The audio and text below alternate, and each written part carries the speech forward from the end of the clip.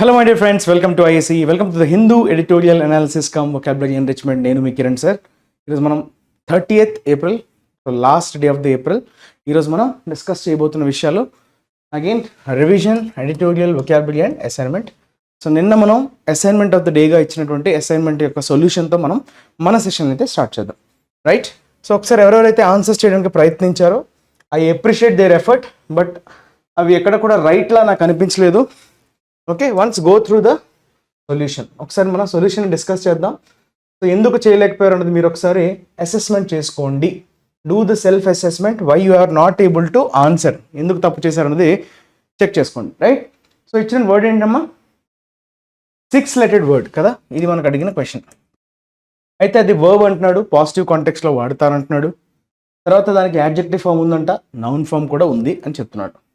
So pacify, com ఈ రెండు మనకి సినానిమ్స్గా చెప్తున్నాడు. ప్యాసిఫై అంటే ఏంటమ్మా? కూల్ చేయడం, right? P A C pac or P L A C plac, ఈ రెండు ఏంటంటే కామ్ ఆర్ కామ్ అనే మీనింగ్ వస్తుంది.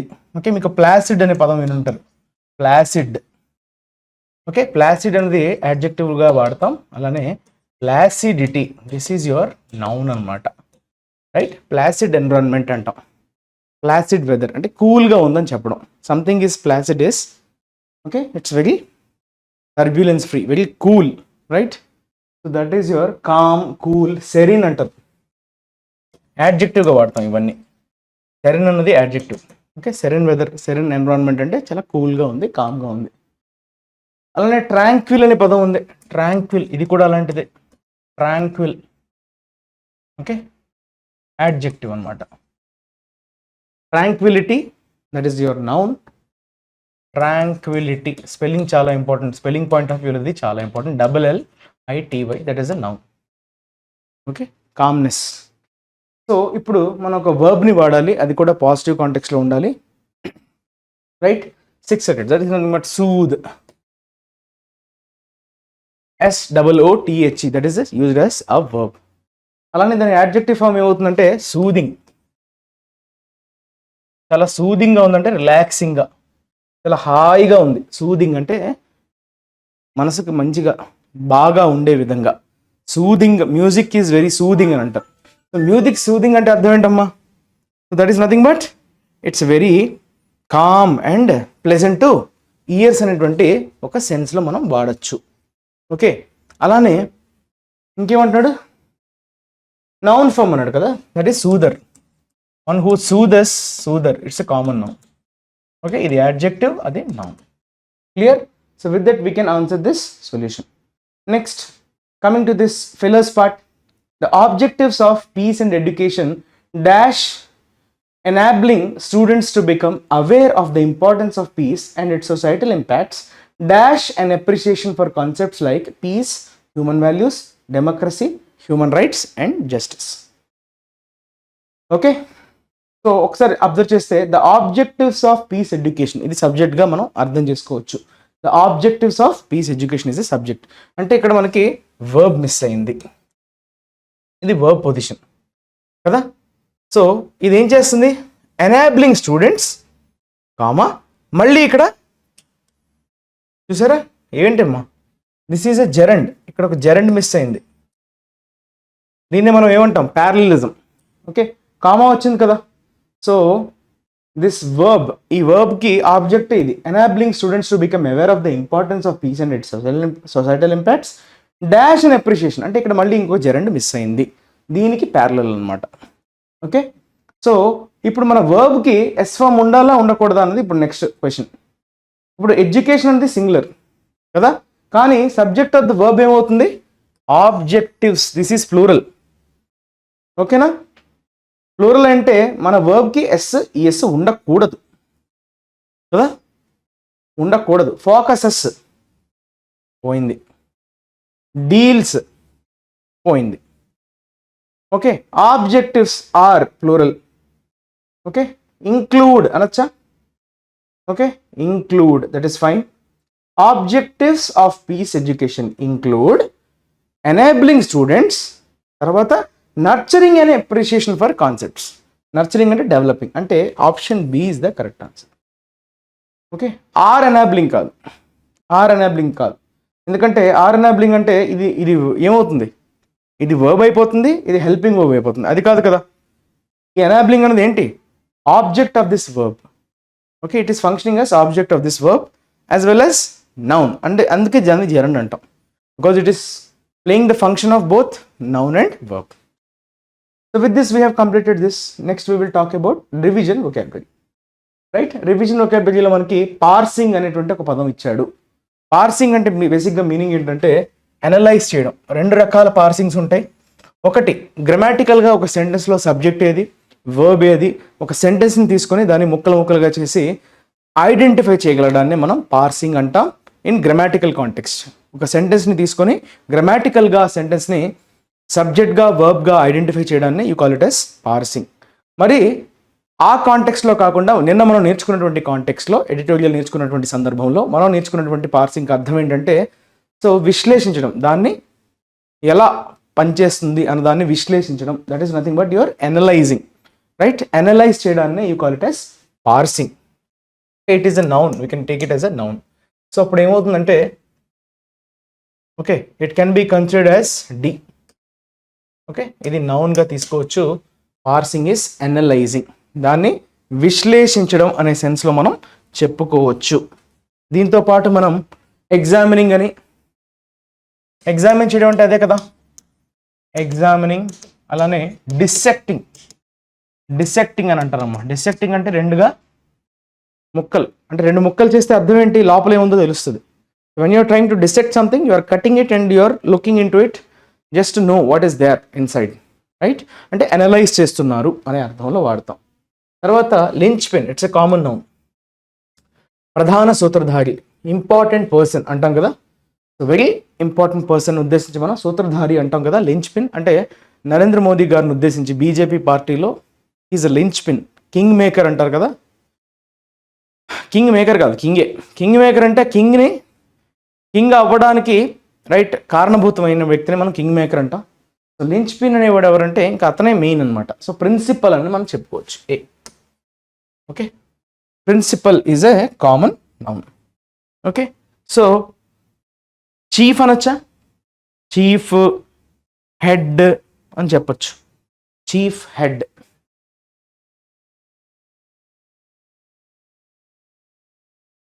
మెయిన్ స్టే, కార్నర్ స్టోన్ అని కూడా చెప్పచ్చు. కార్నర్ స్టోన్, ఇవన్నీ కూడా మనకి వచ్చేటువంటి వర్డ్స్. రైట్, తర్వాత recourse. Recourse is also noun. అంటే చివరి ఆప్షన్ అంటాం కదా, చివరి ఆల్టర్నేటివ్ అనొచ్చు, ఆప్షన్ అనొచ్చు, చివరి దారి, చివరి రిసార్ట్ టు లాస్ట్ ఆప్షన్ అంటాం కదా. చివరి ఆప్షన్ కానీ ఆల్టర్నేటివ్ అని కానీ మనం చెప్పుకోవచ్చు. Okay, that is nothing but your resort. Option, choice, alternative, చివరి దారి, లాస్ట్ అవకాశం, లాస్ట్ రైట్ దారి అని చెప్తాం కదా, last choice or like option, whatever it is. So ఇవన్నీ మనకి రీకోర్స్గా మనం చెప్పుకోవచ్చు. తర్వాత కోర్స్ అనేది మనం యాడ్జెక్టివ్గా వాడినప్పుడు దాని మీనింగ్ ఏమొస్తుందమ్మా, కోర్స్ అనేది కోర్ సర్ఫేస్ అంటాం. ఓకే, కోర్స్ అంటే రఫ్ అని, నాట్ స్మూత్. ఓకే, మనకి కోయర్స్ అనే పదం ఉంది, COERCE. కోయర్స్ అనేది వర్బ్గా వాడతాం, విచ్ మీన్స్ ఎవరినైనా ఫోర్స్ చేయడం. కోయర్స్ మీన్స్ ఫోర్స్, ఎవరినైనా ఫోర్స్ చేయడాన్ని మనం కోయర్స్ అంటాం. అలానే కోర్స్ అనేది adjective which is not smooth, that is rough అని మనం చెప్పచ్చు. COARSE, that is nothing but your rough surface ఉద్దేశించి మనం చెప్పచ్చు. క్లియర్? సో రూడ్గా కూడా వాడచ్చు దీన్ని. రఫ్ అంటే ఏంటి, కొంచెం rude, not smooth, offensive, all are adjectives కదా. తర్వాత అపెండ్ అనేది బేసిక్గా వర్బ్గా వాడతాం. అపెండ్ చేయడం అంటే ఏంటంటే తలకిందులు చేయడం. దేనైనా అప్ సైడ్ డౌన్ అంటాం. అప్ సైడ్ డౌన్ అంటే తలకిందులుగా చేయడం, దట్ ఈస్ అపెండ్. ఓకే, కొన్ని sections of the people, sections of the అదేంటది మండల్ పార్టీస్ని ఉద్దేశించి. సో బీజేపీ కంప్లీట్గా తలకిందులు చేసింది అన్నట్టుగా మనం నిన్న నేర్చుకున్నాం ఎడిటోరియల్లో. సో అపెండ్ ద పార్టీస్ అన్నట్టుగా మనం నేర్చుకున్నాం. తలకిందులు చేయడం అంటే nothing but overturn. Or you can say upside down. దాన్నే క్యాప్సైజ్ అని కూడా అంటారు.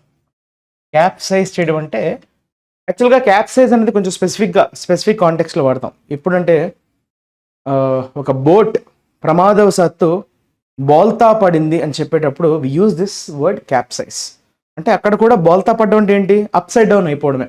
కాకపోతే మనం బోట్ ఇన్సిడెంట్స్ మనం పేపర్లో చదువుతున్నప్పుడు మీకు క్యాప్సైజ్ అనే పదం కనిపిస్తుంది పేపర్లో, రైట్? సో అది స్పెసిఫిక్ కాంటెక్స్లో వాడే పదం. సో క్యాప్సైజ్ అనేది ఇప్పుడు ఎకానమీ అప్సైడ్ డౌన్ అయిపోయింది అని చెప్పేటప్పుడు క్యాప్సైజ్ వాడకూడదు. ఓకే, ఎకానమీ అప్ అండ్ అయ్యింది అని చెప్పచ్చు, రైట్? తలకిందులు అయ్యింది అని చెప్పేటప్పుడు అప్ అండ్ వాడతాం, right? When it comes to this boat accident incidents, అప్పుడు మనం క్యాప్సైజ్ అనే వర్బ్ని వాడాలి. క్లియర్? నెక్స్ట్ స్లాండరింగ్ అంటారు, that is noun. Slandering is basically your noun and slanderous this is your adjective. So slanderous remarks అంటే ఒకరిని విమర్శించే విధంగా, వారిని క్రిటిసైజ్ చేసే విధంగా ఉండడం, అంటే వారి ఫేమ్ని తగ్గించే ప్రయత్నం చేయడం. Okay, that is basically your defame అని చెప్పచ్చు. ఓకే, డీఫేమ్ అని మనం చెప్పచ్చు. Fame defame. డిఈ అనేది నెగిటివ్ ప్రిఫిక్స్ అని మనం చాలాసార్లు డిస్కస్ చేసుకున్నాం. So slander is basically negative word, which is nothing but defame అనొచ్చు, టార్నిష్ అనొచ్చు, డెనిగ్రేట్, టార్నిష్ ద ఇమేజ్, డెనిగ్రేట్,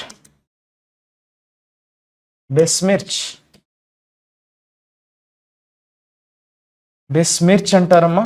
ఇది కూడా ఏంటమ్మా, వారి ఫేమ్ని తగ్గించడం, బురద జల్లడం, ఓకే, డ్యామేజ్ చేయడం, వారికి ఉన్నటువంటి ఇమేజ్ మీద ఏంటమ్మా టార్నిష్ చేయడం, అంటే దాన్ని నాశనం చేయడం. ఓకే, బురద జల్లడం, ఆ సెన్స్లో మనం వాడతాం స్లాండర్. ఓకే, ఈ పదాలు చాలా ఇంపార్టెంట్. మీకు వన్ వర్డ్ సబ్స్టిట్యూట్లో అడగడానికి అవకాశం ఉంటుంది, లేదంటే మీకు ఒక ప్యాసేజ్లో ఎక్కడైనా అది హైలైట్ చేసి వాట్ ఈస్ ద సినోనిమ్ అని అడగచ్చు, డైరెక్ట్గా వర్డ్ని అడగచ్చు, లేదంటే వన్ వర్డ్ సబ్స్టిట్యూట్గా అడిగే ఛాన్స్ ఉంది, ఆర్ క్లోజ్ టెస్ట్లో ఫిల్ ఇన్ ద బ్లాంక్స్లో కూడా ఈ పదాన్ని పెట్టి అడగడానికి స్కోప్ ఉంది, రైట్? సో అందుకే మనకి వర్డ్ మీద కంప్లీట్ అండర్స్టాండింగ్ కోసం మనం విత్ కాంటెక్స్ట్ అనేది నేర్చుకున్న తర్వాత అది మనకి ఏంటంటే ఎలా అడిగినా కూడా క్వశ్చన్ సినోనిమ్గా అడిగినా, ఫిల్ ఇన్ ద బ్లాంక్స్లో అడిగినా, or else you can call it as cloze టెస్ట్లో అడిగినా కూడా మీరు ఆన్సర్ ఈజీగా చేయొచ్చు. So that is your slander. Okay, tarnish, ఇవన్నీ దగ్గరగా ఉండేటువంటి పదాలు. Next slander is negative. ఇది అర్థమైంది కదా, నెగిటివ్ కాంటెక్స్లో వాడతాం, right? So next we will discuss about today's editorial with the title matters of heartland. Okay, దేనికి సంబంధించినటువంటి విషయాలు, మ్యాటర్స్ అంటే విషయాలు కదా, అది హార్ట్లాండ్కి సంబంధించింది. హార్ట్లాండ్ అంటే బేసిక్గా ఏంటంటే ఒక కామన్ లాంగ్వేజ్కి సంబంధించి. హార్ట్లాండ్ అంటే ఒక కామన్ లాంగ్వేజ్ని మాట్లాడుతున్నటువంటి ఒక ప్రాంతం మొత్తం. డిఫరెంట్ ప్రాంతాలు వేరైనప్పటికీ వారు సేమ్ భాష మాట్లాడితే కనుక వారందరూ ఒక హార్ట్లాండ్ కిందకు వస్తారు. ఫర్ ఎగ్జాంపుల్, ఇప్పుడు నేను తెలుగు హార్ట్లాండ్ అన్నాను అనుకోండి, అప్పుడు ఏమొస్తాయి? బోత్ ఆంధ్ర అండ్ తెలంగాణ, రెండు ప్రాంతాల్లో కూడా తెలుగు రాష్ట్రాలు అంటాం మనం. అందుకే తెలుగు రాష్ట్రాలు అంటే అక్కడ తెలుగు హార్ట్లాండ్ అని అర్థం. అలానే హిందీ హార్ట్లాండ్ అంటే హిందీని భాషగా మాట్లాడేటువంటి రాష్ట్రాలను ఉద్దేశించి మనం వాట్ వీ కాల్ హార్ట్లాండ్స్ అంటాం. ఓకే, సో ఒక భాష అనేది కామన్గా ఉంటుంది. సో రాష్ట్రాలు పొలిటికల్గా డిఫరెంట్గా ఉన్నప్పటికీ వారు మాట్లాడే భాష వల్ల, కామన్ భాష ఉండటం వల్ల వాటిని హిందీ హార్ట్లాండ్గా చెప్పచ్చు. మన ఇండియాలో మోస్ట్లీ మీకు తెలుసు, నార్త్ ఇండియాలో చాలా రాష్ట్రాలు హిందీ మాట్లాడతాయి. లైక్ రాజస్థాన్ అనుకోవచ్చు, right? Madhya Pradesh, Chhattisgarh, Haryana, UP. So ఇక్కడ మనకంతా హిందీ కామన్గా ఉంటుంది కాబట్టి హిందీ బెల్ట్ అంటారు, లేదంటే హిందీ హార్ట్లాండ్ అంటారు. అయితే ఇప్పుడు దేనికి సంబంధించి మాట్లాడుతున్నాడు అంటే livelihood issues compete with cost and religious identities in campaigning. Campaigning అంటే ఏంటమ్మా? సో ప్రచారం అంటాం కదా, ఎన్నికల ప్రచారం సంబంధించినటువంటి ఇష్యూస్ ఇప్పుడు దేంతో కంపీట్ అవుతున్నాయంటే, ఒకటి లైవ్లీహుడ్ ఇష్యూస్, బ్రతుకు తెరువుకు సంబంధించినటువంటి ప్రాబ్లమ్స్ ఏవి ఉన్నాయి వాటితో, అవి దేంతో కంపీట్ అవుతున్నాయి? Cost and religious identities. Okay, A cost, A religion. So religion, cost, వాటితో ఇప్పుడు livelihood issues. Okay, livelihood issues అంటే ఎంప్లాయ్మెంట్, ఇన్ఫ్లేషన్, రైట్, టెక్నికాలిటీస్ అనమాట. యాక్చువల్గా మన లైఫ్ని డైరెక్ట్గా ఎఫెక్ట్ చేసేటువంటి అంశాలు అవి కాకుండా ఇప్పుడు కాస్ట్ అని చెప్పి రిలీజియన్ చెప్పి క్యాంపెయినింగ్లో ఇప్పుడు రెండు విషయాలు కూడా పోటీ పడుతున్నాయి అన్నట్టుగా చెప్పాడు. Right, this is our complete okay editorial is going to be. So ఒకసారి ఆర్టికల్ లోపల చూద్దాం, ఏమంటున్నాడో చూద్దాం.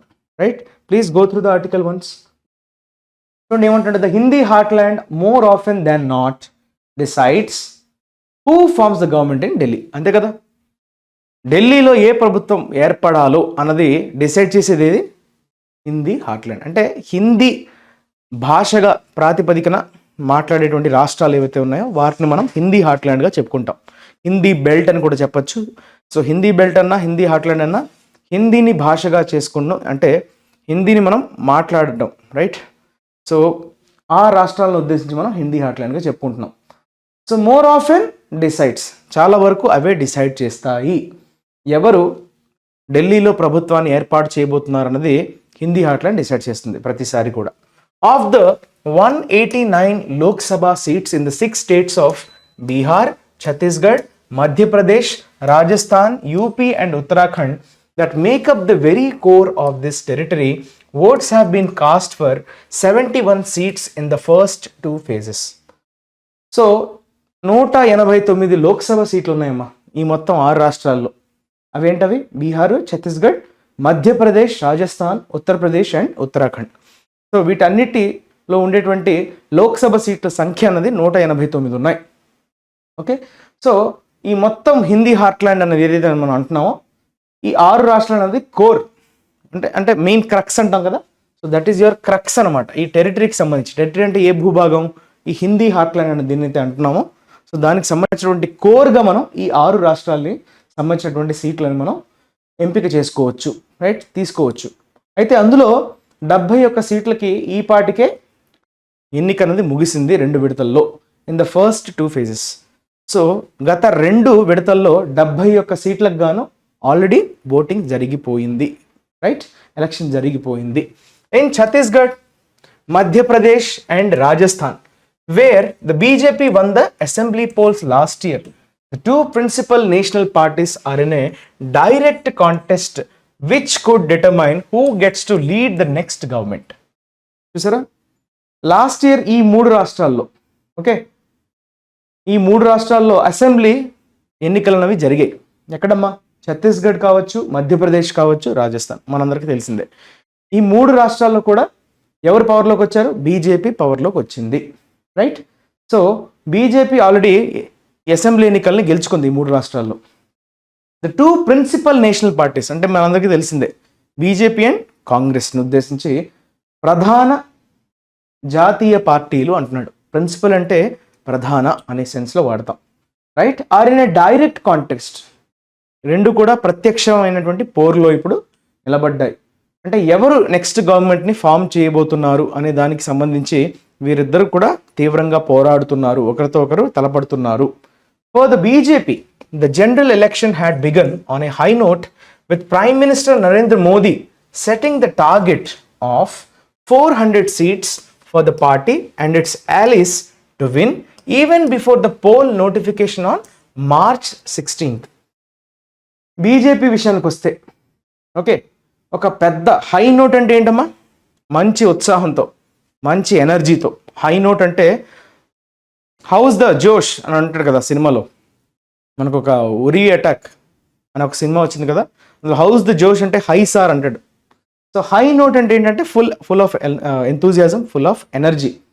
ప్రైమ్ మినిస్టర్ నరేంద్ర మోదీ గారు అందరూ వాళ్ళకు ఉన్నటువంటి క్యాడర్స్లో ఉత్సాహాన్ని నింపడానికి కోసం టార్గెట్ ఎంతకు సెట్ చేశారు, 400 సీట్లు. వాళ్ళకి 300 వచ్చినా సరిపోతుంది, బట్ ఒక ఉత్సాహాన్ని నెలకొల్పడానికి టార్గెట్ 400గా నిర్దేశించడం జరిగింది ప్రైమ్ మినిస్టర్ నరేంద్ర మోదీ గారు. దాంతో సార్వత్రిక ఎన్నిక అనేది చాలా ఊపందుకుంది, మంచి ఎనర్జీతో స్టార్ట్ అయింది బీజేపీ విషయానికి వస్తే కనుక. ఓకే, బీజేపీతో పాటు వాటి మిత్రపక్షాలు, యాలీస్ అంటే అక్కడ మిత్రపక్షాలు. సో గెలవడానికి కావాల్సినటువంటి జోష్ అయితే అందుకోగలిగింది BJP. Even before the poll notification మనకి మార్చి 16 తారీఖు వచ్చింది. అంతకు మునిపే వాళ్ళు చాలా ఎనర్జీతో ఎప్పుడు వస్తాయో ఎన్నికల, ఎప్పుడు మనం సన్నద్ధంగా ఉన్నాం అన్నట్టుగా వాళ్ళు రెడీ అయ్యారనమాట. ద వెరీ నెక్స్ట్ డే అంటే ఇమీడియట్గా అని అర్థం. ఇమీడియట్గా ఏం జరిగింది ఆ తర్వాత రోజే, he even asked the cabinet to draft the plan for the first 100 days of the next government which he is confident of farming. ఈ అంటే ఎవరు ఇక్కడ? ప్రధానమంత్రి నరేంద్ర మోదీ గారిని ఉద్దేశించి ఈ అంటున్నాడు, even asked the cabinet. So ప్రస్తుతం ఉన్నటువంటి క్యాబినెట్ని కూడా మనం గవర్నమెంట్లో ఫామ్ అయిన తర్వాత రాబోయే 100 రోజుల్లో మనం ఏం చేయబోతున్నాం అన్న దానిపైన ఒక ప్రణాళికను సిద్ధం చేయండి అన్నట్టుగా ఆదేశించడం జరిగిందంట మోదీ గారు. అంటే నెక్స్ట్ ప్రభుత్వాన్ని మేమే ఏర్పాటు చేయబోతున్నాం అనే కాన్ఫిడెన్స్ నాకైతే అక్కడ కనిపిస్తుంది. సో మేము ఖచ్చితంగా రాబోతున్నాం పవర్లోకి అనేటువంటి ఒక కాన్ఫిడెన్స్ని ఆయన ఎక్స్ప్రెస్ చేయడం జరిగింది. ఫస్ట్ 100 daysకి సంబంధించినటువంటి ప్రణాళికను అయితే సిద్ధం చేసుకోండి అని క్యాబినెట్కి చెప్పడం ద్వారా. Okay, the opposition on the other hand, ఇంకా రెండో వైపు చూసుకుంటే కనుక ప్రతిపక్షం began its campaign from a position of relative weakness and far less enthusiasm. ఇప్పటి వరకు బీజేపీ గురించి మనం చూసాం, బీజేపీ సైడ్లో ఎంత కాన్ఫిడెన్స్ని చూసాం, వారి క్యాడర్స్లో ఒక రకమైనటువంటి ఉత్తేజం, ఒక రకమైనటువంటి ఉత్సాహం కనిపిస్తుంది. ఇటువైపు అపోజిషన్ విషయానికి వస్తే కనుక రెండో వైపు వాళ్ళ క్యాంపెయిన్ ఎట్లా ఉంది? వాళ్ళ పొజిషన్ రిలేటివ్గా వీక్గా ఉంది. వీరితో కంపేర్ చేసుకుంటే వారు అంత స్ట్రాంగ్గా లేరు, బలహీనంగా ఉన్నారు. అదేవిధంగా వారిలో ఆసక్తి అలానే వారికి ఉన్నటువంటి ఉత్సాహం కూడా తక్కువగా ఉంది, less enthusiasm. The constituents of the NDA bloc were still fighting among themselves on the seat sharing formula. ఇప్పటికీ కూడా ఇండియా బ్లాక్, ఓకే, అంటే ఎన్డీఏకి వ్యతిరేకంగా ఒక బ్లాక్ కూటమి ఏర్పడింది కదా, రకరకాల పార్టీలతో ఒక అలయన్స్ ఫామ్ చేసినటువంటి ఇండియా బ్లాక్ ఏదైతే ఉందో, ఇప్పటికీ అందులో ఉన్నటువంటి పార్టీలు ఇప్పటికీ అవి ఒకదాంతో ఒకడు ఫైట్ చేస్తూనే ఉన్నాయి. ఇప్పటికీ కలహాలు అయితే కంటిన్యూ అవుతూనే ఉన్నాయి. Okay, among themselves on the seat sharing formula, ఎవరికి ఎన్ని సీట్లు పంచాలి అన్న దానిపైన ఇప్పటికీ కూడా ఒక కొలిక్కి రాలేదు. సమస్య ఇంకా నలుగుతూనే ఉంది, వారు ఇంకా దాని పట్ల ఒక కంక్లూషన్కి అయితే రాలేదు. Developments since then have led to fresh questions. Developments అంటే అక్కడ అర్థం ఏంటమ్మా? పరిణామాలు. అప్పటి నుంచి చోటు చేసుకున్నటువంటి పరిణామాలు కొన్ని కొత్త ప్రశ్నల్ని లేవనెత్తుతున్నాయి, ఉత్పన్నమవుతున్నాయి కొత్త ప్రశ్నలు. Okay, developments since then, developments అంటే అక్కడ అర్థం ఏంటమ్మా? పర్యవసానాలు అంటున్నాను ఏంటి, వాట్ వి కాల్ ఇట్, అప్పుడు నుంచి జరిగినటువంటి కొన్ని పరిణామాలు. ఓకే, అవి కొత్త ప్రశ్నల్ని లేవనెత్తాయి అని చెప్తున్నాడు. The Supreme Court dictated disclosure of electoral bond data and the arrest of Delhi chief minister Arvind Kejriwal by the ED were two events that energized the opposition's low-key campaign and highlighted the issues of economic downslide, inflation and unemployment. Okay, supreme court ఏం చేసింది? Dictate చేయడం అంటే అర్థం ఏంటి? Order ఇచ్చింది. Okay, ఉత్తర్వులు జారీ చేయడం, that is dictated.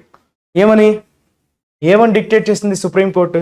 Disclosure of electoral bond డేటాకి సంబంధించినటువంటి ఇన్ఫర్మేషన్ని మీరు ఎట్టి పరిస్థితుల్లో కూడా రివీల్ చేయాలన్నట్టుగా ఎస్బీఐకి ఆదేశాలు జారీ చేయడం కావచ్చు, అలానే ఢిల్లీ చీఫ్ మినిస్టర్ అరవింద్ కేజ్రీవాల్ గారిని ఈడీ అరెస్ట్ చేయడం కావచ్చు. ఈ రెండు ముఖ్యమైనటువంటి ఈవెంట్స్ ఒక్కసారిగా అపోజిషన్ని ఓకే కొంత ఎనర్జీని ఇవ్వడం జరిగింది, వాటిలో కొంత సత్తువని నింపే ప్రయత్నం అయితే చేశాయి ఈ రెండు సంఘటనలు.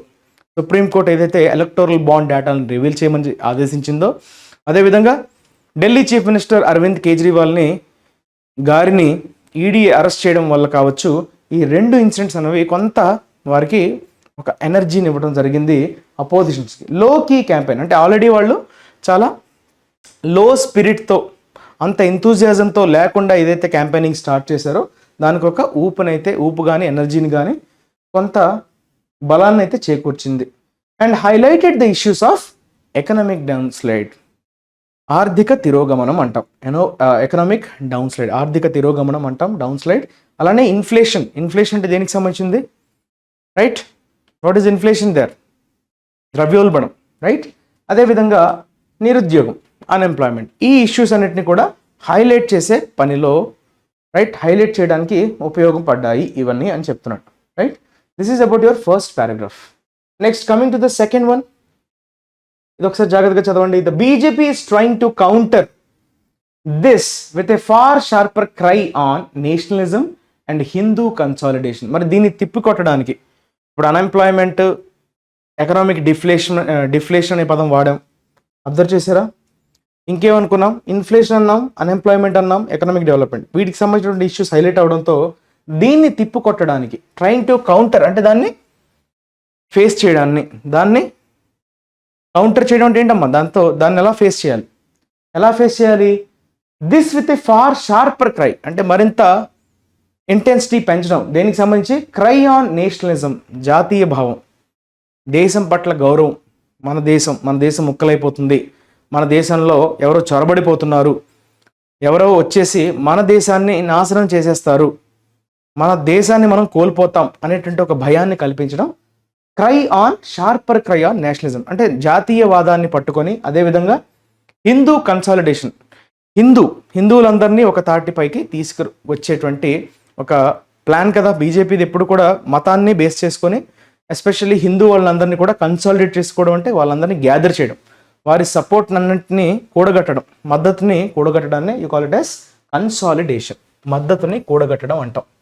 ఓకే, సో ఆ బాటను పట్టింది బీజేపీ దాన్ని కౌంటర్ చేయడానికి, రైట్? ఒకటి నేషనలిజము, రెండు Hindu consolidation. It terms the opposition as being anti-Sanatana Dharma and is targeting the Congress and labeling its manifesto as having an imprint of the Muslim League. అలానే BJP కాంగ్రెస్ని ఎలా target చేస్తుందంట? Targeting the Congress and labelling its మేనిఫెస్టోకి ఒక లేబుల్ని ఇచ్చే ప్రయత్నం చేస్తుంది. లేబుల్ అంటే దానికి ఒక అంటగట్టడం అనమాట, దానికంటూ ఒక పేరును అంటగట్టడం. That is labelling. ఏమని? As having an imprint of the Muslim League, ముస్లిమ్స్ని సమర్థించే విధంగా ఉంది అన్నట్టుగా ఒక ముద్ర వేసే ప్రయత్నం చేయడం. దట్ ఈస్ లేబులింగ్ అంటే ఏంటంటే ముద్ర వేసే ప్రయత్నం చేయడం.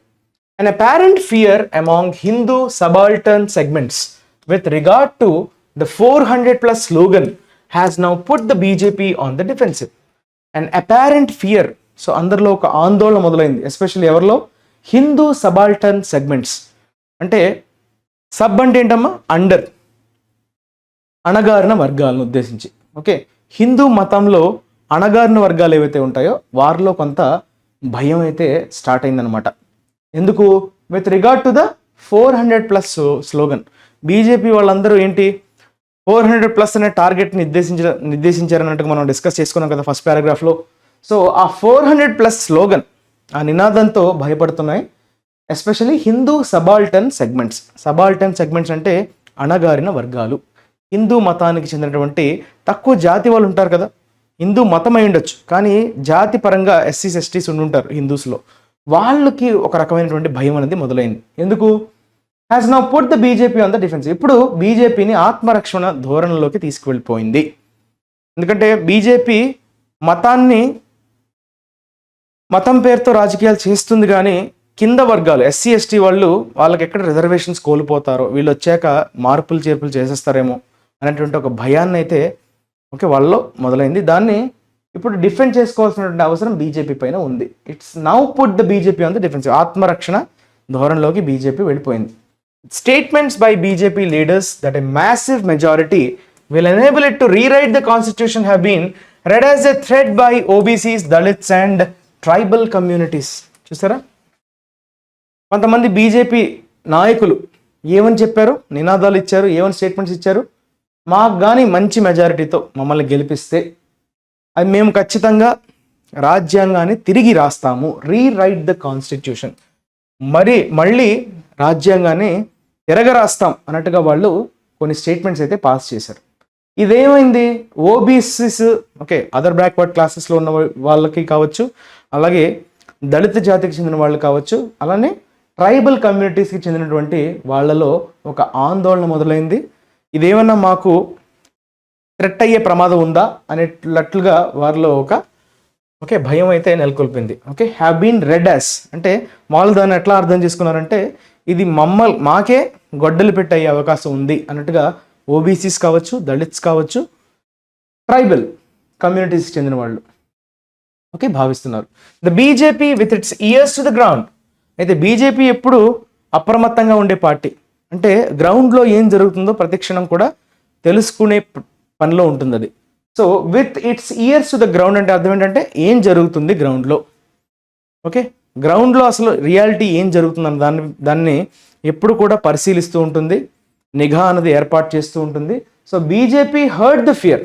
సో అది సెన్స్ చేయగలిగింది, ఇలా భయపడుతున్నారు ఓబీసీ కమ్యూనిటీస్, దళితులు భయపడుతున్నారు, ట్రైబల్ కమ్యూనిటీస్ చెందిన వాళ్ళు కూడా భయపడుతున్నారు. అంటే వాళ్ళ ఓట్స్ ఎక్కడికైనా కాంగ్రెస్కి వెళ్ళిపోతాయేమో అన్నది వీళ్ళు పసిగట్టారు వాళ్ళ భయాల్ని. Okay, reflected in prime minister Narendra Modi speeches ahead of polling for the first phase. So మొదటి విడతలో ప్రధానమంత్రి నరేంద్ర మోదీ గారు ఇచ్చినటువంటి ఉపన్యాసాల్లో క్లియర్గా అది రిఫ్లెక్ట్ అయ్యింది. ఓకే, ఫస్ట్ ఫేజ్లో వాళ్ళు పోలింగ్కి వెళ్తున్నారు అనగా మోదీ గారు చేసినటువంటి ప్రసంగాల్లో ఇవన్నీ కూడా ఏమయ్యాయి, రిఫ్లెక్ట్ అయ్యాయి. Where he assured voters that the constitution would not be tampered with. మేము ఎక్కడ కూడా కాన్స్టిట్యూషన్ని కెలికే ప్రయత్నం అయితే చెయ్యము, రాజ్యాంగాన్ని ఎక్కడ కూడా ట్యాంపర్ చేయమంటే మేము దాన్ని మార్చము, దాన్ని ఏమి కెలకము అని చెప్పడం, that is tampered. The BJP campaign is focused on explaining that there is no threat to caste reservations from it. So BJP campaign ఇప్పుడు దేని మీద ఫోకస్ చేసింది, explaining that there is no threat to caste reservations. మీరెవరు కూడా cost పరంగా reservations పోతాయేమో అనేటువంటి ఆందోళన ఏవైతే చెందుతున్నారో అటువంటి ఆందోళన ఏవి చెందాల్సినటువంటి అవసరం లేదని బీజేపీ క్లియర్గా అందరినీ నమ్మబలికే ప్రయత్నం అయితే చేసింది దాని యొక్క ఎలక్షన్ క్యాంపెయిన్లో. Okay, so and it accuses the Congress of planning reservations for Muslims.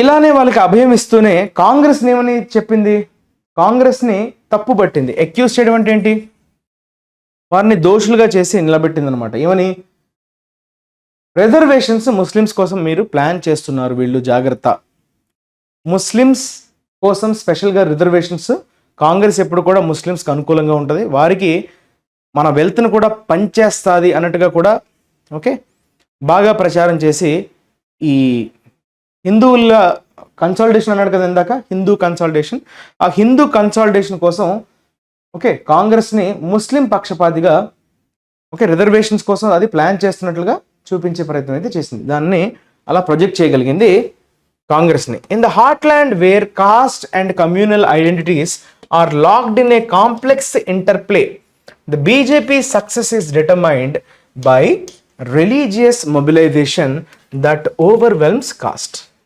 అంతే కదా, ఇన్ ద హార్ట్లాండ్ ఎక్కడైతే కాస్ట్ మరియు కమ్యూనల్ అంటే మతానికి సంబంధించినటువంటి ఐడెంటిటీస్ అన్నవి ఒక కాంప్లెక్స్ ఇంటర్ప్లే అంటే ఏంటి, అక్కడ ఒకదాంతో ఒకటి రైట్ యుద్ధం, అక్కడ దెర్ ఇస్ ఎ బ్యాటిల్ అన్నమాట, దట్ ఈస్ కాల్డ్ ఇంటర్ప్లే. ఒక కాంప్లెక్స్ ఇంటర్ప్లేలో ఈ రెండు కూడా లాక్ అయిపోయాయి. ఏది, కాస్ట్ పరంగా ఐడెంటిటీస్ అలానే కమ్యూనల్ ఐడెంటిటీస్, ఈ రెండు ఒకదాంతో ఒకటి తలపడుతున్నాయి. అలాంటి సందర్భంలో బీజేపీ యొక్క సక్సెస్ అనేది దేని మీద ఆధారపడి ఉంది, is determined by religious mobilisation. రిలీజియన్ని బేస్ చేసుకొని వాళ్ళు ఎంతమంది సపోర్ట్ని మొబిలైజ్ చేయగలదు అన్న దాని మీద ఖచ్చితంగా బీజేపీ యొక్క సక్సెస్ అనేది డిటర్మైన్ చేయబడుతుంది, దాన్ని మనం లెక్క కట్టగలం, దాన్ని ఆధారపడి ఉంటుంది అని చెప్తున్నాడు. దట్ ఓవర్వెల్మ్స్ కాస్ట్ అంటే కాస్ట్ని డామినేట్ చేయడం, కాస్ట్ని బేస్ చేసుకొని వచ్చేటువంటి దాన్ని ఓకే రిలీజియన్తో డామినేట్ చేస్తేనే భారతీయ జనతా పార్టీ గెలవడానికి అవకాశాలు ఉంటాయి. Right, the Congress promise of policies that advance economic and social justice R also at the centre of the campaign. Congress కూడా ఏం చెప్తుంది, కొన్ని విధానాలను అయితే ప్రామిస్ చేస్తుంది, అది కూడా ఏంటి, economic progress, to advance economic and social justice, సామాజిక న్యాయం ఓకే అలానే ఆర్థిక పరమైనటువంటి ప్రగతి, ఈ రెండు విషయాల్లో మేము కొన్ని విధానాలు తీసుకురాబోతున్నాం అన్నట్టుగా కాంగ్రెస్ కూడా ఈ ప్రచారంలో భాగంగా వాగ్దానం చేసింది. While the Congress hope is to galvanise the poor, ఏమార్చడం. ఓకే, గాల్వనైజ్ అంటే వారిని ఏమార్చడం, పోర్ అంటే ఎవరు, ద పూర్ అంటే ఆల్ ద పూర్ పీపుల్ అని అర్థం. Right, the poor and the subaltern caste, నిమ్న జాతి వర్గాలు అంటాం కదా, నిమ్న జాతులకు చెందినటువంటి కాస్ట్లు ఏవైతే ఉంటాయో వారందరి సపోర్ట్ని రైట్ తీసుకునే ప్రయత్నం అయితే చేస్తుంది కాంగ్రెస్. ఓకే, దాని యొక్క హోప్ అన్నది అదే, to galvanise the poor. Okay, ఎలా అయినా వారిని ఏమార్చడం, the BJP is trying to instigate fear of a socialist dictatorship. So దీన్ని ఆధారంగా చేసుకొని ఇప్పుడు బీజేపీ ఏం చేస్తుందంటే ప్రయత్నిస్తుంది ఇన్స్టిగేట్ ఫియర్ అంటే రెచ్చగొట్టడం.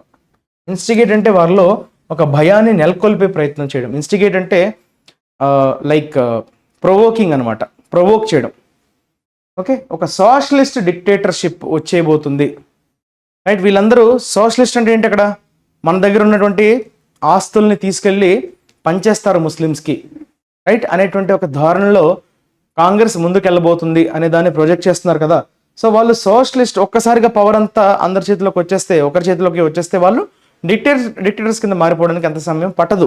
సో సోషలిస్ట్ డిక్టేటర్షిప్ అనేది వచ్చే అవకాశం ఉంది అన్నట్టుగా ఒక భయాన్ని అయితే నెలకొల్పడంలో బీజేపీ ప్రయత్నిస్తూ ఉంది. అలాంటి ఇమేజ్ని ఒకటి ఇన్స్టిగేట్ చేద్దామని. ఇన్స్టిగేట్ అంటే ప్రొవోక్ చేయడం.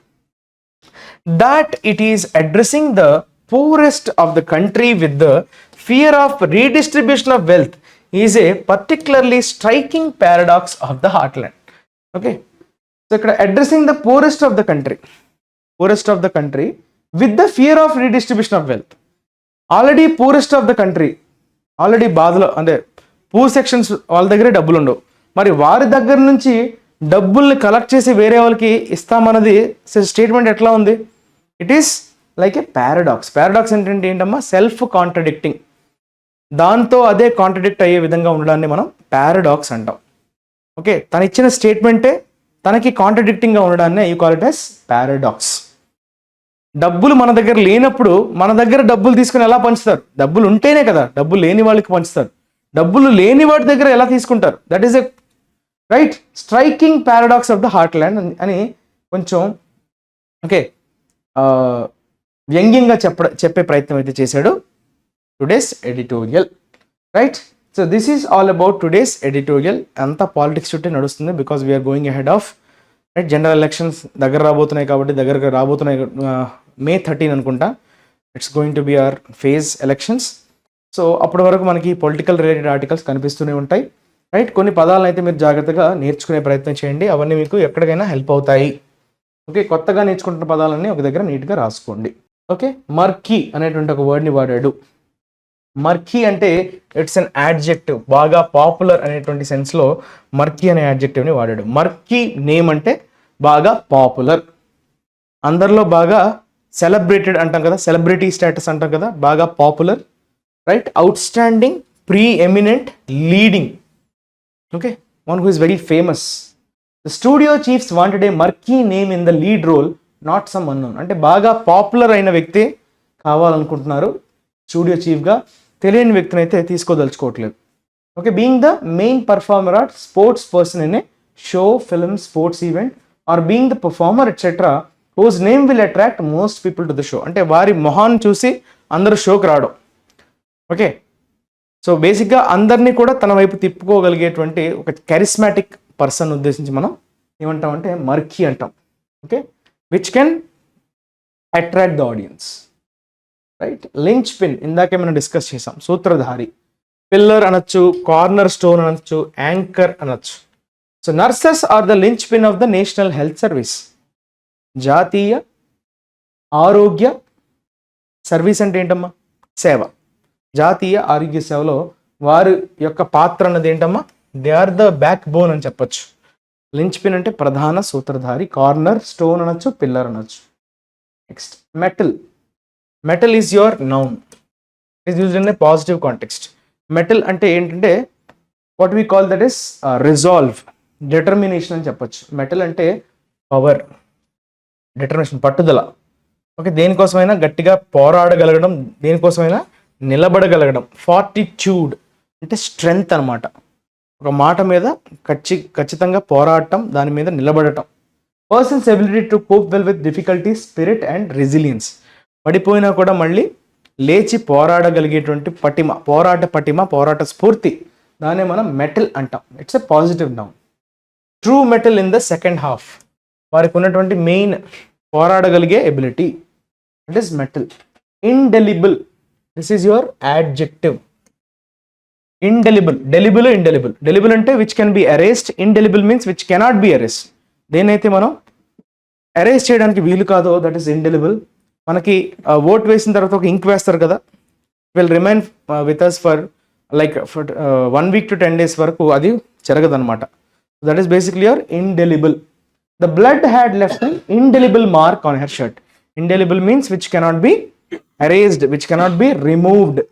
Inerasable, ineradicable, unexpungible. ఓకే, ఏ విధంగా కూడా దాన్ని రిమూవ్ చేయలేము, బై వాషింగ్ కావచ్చు, ఇంకెనీ other way. It cannot be erased. Okay, that is basically your indelible. Inerasable చూసారా, ఎరేజబుల్ అంటే which can be removed, inerasable. Eradicable which can be removed, ineradicable. Expungible, expungible, unexpungible. So ఇవన్నీ కూడా synonyms. Next ఎక్స్ట్రావగన్జా, పేరులోనే ఉంది, ఆర్భాటం, extra. హంగులు, ఆర్భాటాలు. Okay, చాలా వాట్ వి సే హంగులతో కూడిన, బాగా రిచ్గా ఏదైనా ఎక్స్పెన్సివ్గా దేనైనా తయారు చేయడం, ఎస్పెషల్లీ ఒక షో కావచ్చు, ఈవెంట్ కావచ్చు. 3 hour ఎక్స్ట్రావగన్జా ఆఫ్ కంట్రీ మ్యూజిక్ అంటే మంచి డబ్బుగా రిచ్గా కనబడేటట్లు దానికోసం ఖర్చు పెట్టడం. 3 hour extravaganza. Large, exciting and expensive event or entertainment. ఒక ఎక్స్పెన్సివ్ ఈవెంట్ని ఉద్దేశించి మనం ఎక్స్ట్రావగన్జా అంటాం. తర్వాత క్లించ్, దిస్ ఇస్ వర్బ్, కైవసం చేసుకోవడం అంటారు. క్లించ్, క్లించ్ అంటే గ్రాపిల్ అంటే కైవసం. I hear he finally clinched the deal అంటే సొంతం చేసుకున్నారు, కైవసం చేసుకున్నారు అనే సెన్స్లో క్లించ్ని వర్బ్గా వాడతాం. To finally get or win something, చివరిగా దాన్ని దక్కించుకోవడం, కైవసం చేసుకోవడం. గ్రాపిల్ అనొచ్చు, రెజల్ అనొచ్చు. These are the verbs. Next green shoots చూసారా, ఇదొక ఇడియం.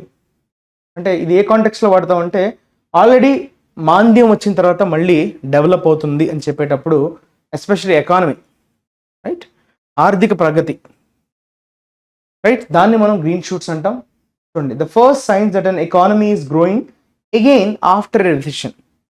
ఓకే, ఒక ఎకానమీ అన్నది, ఆర్థిక వ్యవస్థ ఏదైతే ఉందో అది మళ్ళీ గ్రో అవుతుంది, అది కూడా ఆఫ్టర్ ఎ రెసిషన్, ఒక ఆర్థిక మాంద్యం వచ్చిన తర్వాత మళ్ళీ గ్రో అవ్వడాన్ని you call it as green shoots. He announced he could see the green shoots of recovery in the job market. So మళ్ళీ పుంజుకోవడం అనే సెన్స్లో మనం గ్రీన్ షూట్స్, అది కూడా ఎకానమీలో, రైట్, ఆర్థిక ప్రగతి, right, that is your economy. Once ఒక ఏమంటామమ్మా, కొలాప్స్ వచ్చేసిన తర్వాత, ఒక రెసిషన్ వచ్చిన తర్వాత కూడా మళ్ళీ లేచి నిలబడి మళ్ళీ ఫలాల్ని అందుకోవడం, that is basically your green shoots. తర్వాత హోలీ గ్రెయిల్, హోలీ గ్రెయిల్ కూడా ఈరోజు ఎట్టోజీలో వచ్చే ఈ పదాలన్నీ, ఇవాళ పేపర్లో ఎట్టోజీలో వచ్చిన పదాలను మనం డిస్కస్ చేస్తున్నాం. Holy grail is nothing but something that people want and are looking for, but that is extremely difficult to find. Okay, వాటిని అందరూ అనుకుంటారు కావాలని, ఓకే, కోరుకుంటారు కూడా, కానీ దక్కించుకోవడం చాలా కష్టం. దాన్ని దక్కించుకోవడం చాలా కష్టం. దాన్ని మనం హోలీ గ్రెయిల్ అంటాం. Sustained nuclear fusion is the holy grail of the power industry. Sustain అంటే కంటిన్యూస్గా, ఆగకుండా న్యూక్లియర్ ఫ్యూజన్ని సాధించడం అనేది వారికి ఎప్పటి నుంచో ఉన్నటువంటి ఒక కోరిక. కానీ ఆ కోరికని అందని ద్రాక్ష అని అంటారు చూసారా, అంటే ఎప్పుడూ ఊరిస్తూ ఉంటుంది కానీ ఎప్పుడు దక్కదు. అనుకుంటూ ఉంటారు కానీ అది ఎప్పుడు కూడా దక్కదు. సంథింగ్ దట్ పీపుల్ వాంట్, అందరికీ కావాలి, అండ్ ఆర్ లుకింగ్ ఫర్, అందరూ దాని వైపే చూస్తుంటారు, కానీ అది ఎప్పటికీ కూడా దక్కదు, చాలా కష్టం. Extremely difficult to find or get. That is called holy grail. That is all about today's vocabulary. Now let us discuss things related to your assignment. అయిపోయింది కాబట్టి డిస్కషన్ మీరు చూడాల్సింది ఏంటంటే అసైన్మెంట్ సొల్యూషన్ కాకుండా అసైన్మెంట్ ఆఫ్ ద డే. దీన్ని అందరూ కూడా answer చేసే ప్రయత్నం అయితే చేయండి. ఓకే, ఇక్కడ ఏమి ఇచ్చాడమ్మా, 10 రిలేటెడ్ వర్డ్ అడిగాడు. So with some clues here. Negative కాంటెక్స్లో వాడే వర్బ్ అంటున్నాడు, నౌన్ ఫామ్ ఉందంట, యాడ్జెక్టివ్ ఫామ్ ఉందంట. ఫ్రైటన్, టెరిఫైడ్, టెర్రరైజ్, ఇవన్నీ సినానిమ్స్. ఫ్రైటన్, టెరిఫైడ్, టెర్రరైజ్, భయభ్రాంతుల్ని గురి చేయడం అంటే వర్బ్ కదా. సో అదేంటో అది మెన్షన్ చేయండి ఇన్ ద కమెంట్ సెక్షన్. తర్వాత ఇందులో ఉండే errors. Delhi chief minister Arvind Kejriwal put up a spiritual stand in the Supreme Court on Monday over his arrest in the liquor policy case, saying mere non-cooperation with the enforcement directorate cannot be a ground for his incarnation by the central agency. So ఇందులో ఎటువంటి errors ఉన్నాయి అన్నది comment సెక్షన్లో ఖచ్చితంగా అయితే mention చేయండి. ఇవన్నీ challenges మీకు. మీరు నేర్చుకుంటున్నది ఎంతవరకు మీరు ఉపయోగించగలుగుతున్నారు, ఎంతవరకు దీన్ని వాడగలుగుతున్నారు అనే దాన్ని మిమ్మల్ని మీరు టెస్ట్ చేయడానికి వాడడానికి రైట్ క్వశ్చన్స్ రూపంలో ఇవ్వడం జరిగింది. సో ఖచ్చితంగా దీన్ని ఆన్సర్ చేసే ప్రయత్నం అయితే చేయండి. ఎవరైతే స్ట్రగుల్ అవుతున్నారో, ఎడిటోరియల్ చదవడానికి ఇబ్బంది పడుతున్నారో వారు ఖచ్చితంగా ఈ సెషన్స్ నుంచి బాగా ఉపయోగపడాలి. Right, most of this editorial should reach those peoples who are struggling to fight. బాగా వచ్చేసిన వాళ్ళతో పని లేదు, రాని వాళ్ళే ఇబ్బంది పడతారు కాబట్టి వారికి చేరవేసే ప్రయత్నం అయితే చేయండి. Thank you for watching.